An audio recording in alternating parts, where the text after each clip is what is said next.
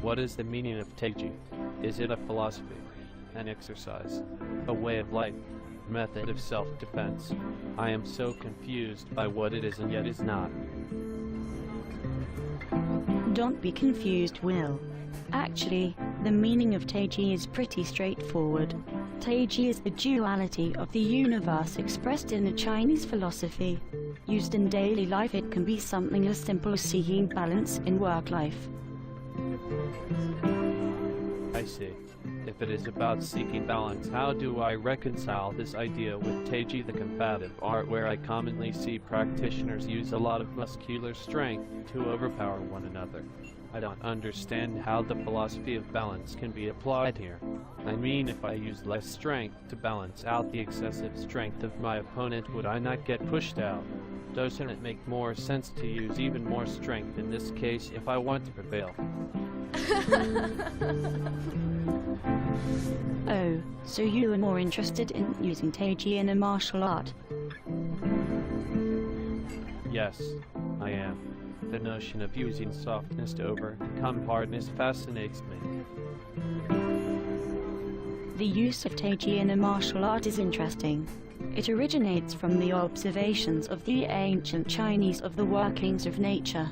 Through a long period of observation and contemplation, they must have noticed how things would move through cycles. For example, if you used strength, there would be a phase of your strength increasing, and at the end of the phase your strength would diminish before you can increase it again. This is what I mean by a cycle.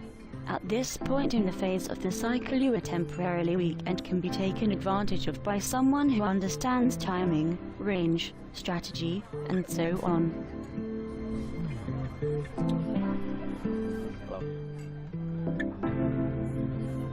This is the essence of the idea underlying yin and yang, which basically shows us how balance can be achieved and restored.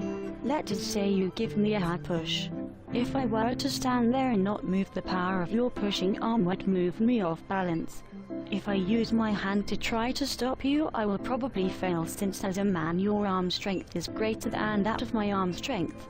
But if I apply the idea of yin and yang, I would understand that your pushing strength is great when your arm is moving towards me, since it has mass and acceleration behind it.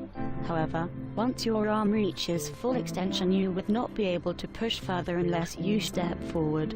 Assuming that you do not step forward, this means that if I want to use the least strength to stop your push, I have to wait until your arm is nearly fully extended, because it is at this duration of the motion that your arm movement is decelerating and hence has less powerful. We can see this modeled in the yin and yang diagram.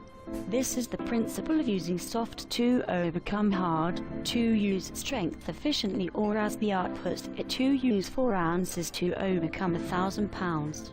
It is not magic or wishful thinking.